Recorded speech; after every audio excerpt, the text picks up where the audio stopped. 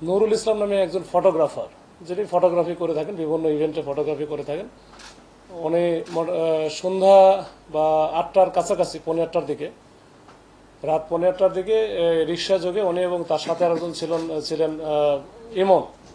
যখনই ওই মোটামুটি ওখানে জাফরাবাদের ওখানে পৌঁছে যায়, তখনই কয়েকজন বেশ কিছু ছেলেপেলে যারা কিশোর বা ইয়াং বয়সের ছেলেপেলে, তারা তার পথ রোধ করে বা রিক্সা আটকায় দিয়ে তার কাছে যে ক্যামেরাগুলো ছিনতাই করার চেষ্টা করে, মানে নেওয়ার চেষ্টা করে, তখনই এমন পালায় গেলেও চলে যেতে পারলো। ওখানে কিন্তু নুরুল হককে ওখানে ব্যাপক আকারে গুরুতর জখম করে মাথায়, ঘাড়ে, হাতে, বুকে, এগুলো বিভিন্ন জায়গায় স্ট্যাবিং করে তারা কিন্তু পালিয়ে যায়। পরবর্তীতে নুরুল হককে ঢাকা মেডিকেলে নিয়ে যাওয়ার পরে ডাক্তার তাকে মৃত ঘোষণা করে। এই অবস্থার প্রেক্ষিতে একটা মামলা হয়। মামলা রুজু হওয়ার পরে আমরা চেষ্টা করতে থাকি বিভিন্নভাবে, বিশেষ করে ওইখানকার যে সিসি ক্যামেরা আশেপাশে যেগুলো ছিল সেগুলো আমরা পর্যালোচনা করি। ওয়ালটন আবারও মিলিনিয়ার অফারে ওয়ালটন ফ্রিজ কিনে আপনিও হয়ে যেতে পারেন মিলিয়নিয়ার। মিলিনিয়ার ছড়াছড়ি দেশ জুড়ে, এটা শুধু ওয়ালটনই পারে।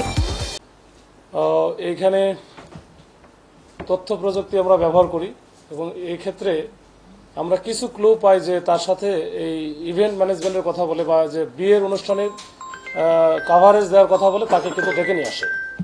এই যে যারা তার সাথে যোগাযোগ করছিল, এই বিষয়গুলো আমরা টোটাল বিষয়গুলো আমরা অ্যানালাইসিস করে আমরা একটা টিম কিন্তু মাঠে নামার পরে আমরা একের পর এক বিশেষ করে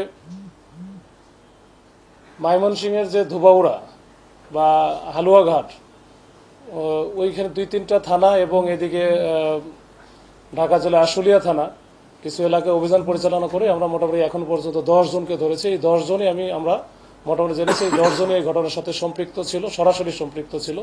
এই 10 জনের বয়সে মোটামুটি বলা যায় 18 থেকে 20 বা 21 বছর বয়স, মানে একেবারে ইয়াং বয়সের। এবং এর নেতৃত্বে ছিলেন হচ্ছে নাইম। এই গ্রুপটা মূলত টিকটকার গ্রুপ। এরা হচ্ছে রায়ের বাজার কেন্দ্রিক এদের বাসা।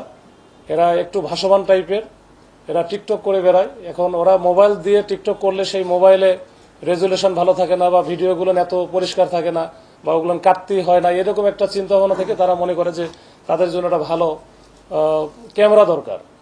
এই ডিএসএলআর ক্যামেরা এখান থেকে তাদের মাথায় আসে যে ডিএসএলআর ক্যামেরা সংগ্রহ করতে হবে যেভাবে হোক।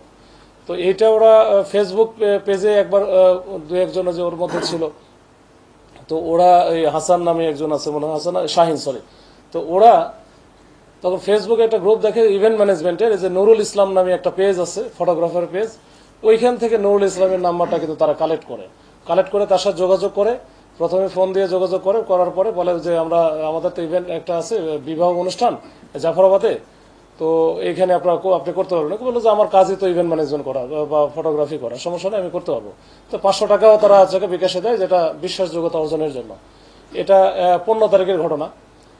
তারপরে তারা এর মধ্যে যোগাযোগ করে সব ঠিকঠাক আছে। 16 তারিখে এই নুরুল ইসলামে থাকেন আবার এজিবি কলোনি, যেটা যে মতিঝিল, ওখান থেকে সন্ধ্যার পরে সে বের হয়ে আসে ও তাদের সাথে যোগাযোগ করে যখন এই যে শঙ্কর বাস স্ট্যান্ডের নামে, ওখানে একজন তার সাথে দেখা করে কোথায় যাইতে হবে, যে ব্লমিং চাইল্ড স্কুল যেটা আছে ওটার কাছাকাছি ওখানে যেতে বলে, যে ওইখানে আমাদের লোকজন আছে, ওর পাশেই হচ্ছে বিয়ের অনুষ্ঠান, আপনি চলে আসেন।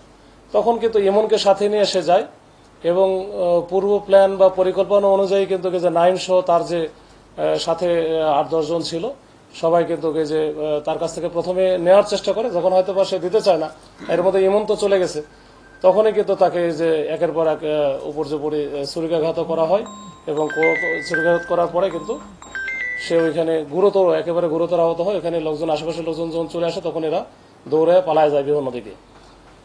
তো এই ঘটনায় আমরা কিন্তু যে দুটো ডিএসএলআর ক্যামেরা ছিনতাই হয়েছিল বা ওখান থেকে নিয়ে গেছিল, এই 2টা ক্যামেরাই আমরা কিন্তু উদ্ধার করেছি। একটা ক্যামেরা আমরা মোহাম্মদপুর এলাকা থেকে 2টা ক্যামেরা উদ্ধার করা, এবং এর সাথে যে অস্ত্র তারা ব্যবহার করেছিল, বিশেষ করে চাপাতি এবং রামদা, এগুলো কিন্তু আমরা উদ্ধার করেছি এবং এগুলো কিন্তু আমরা সিসি ক্যামেরা ফুটেজেও দেখেছি যে রামদা নিয়ে দৌড়াইতেছে।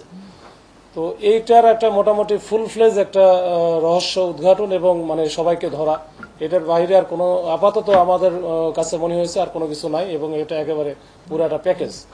তো এই ঘটনার মাধ্যমে আমরা মোটামুটি একটা দুর্ধর্ষ বা চাঞ্চল্যকর যে একটা মার্ডার হলো, একটা ইভেন্ট ম্যানেজমেন্ট বা যে ফটোগ্রাফি করে তার, এইটা আমরা উদ্ঘাটন করতে সক্ষম হয়েছি।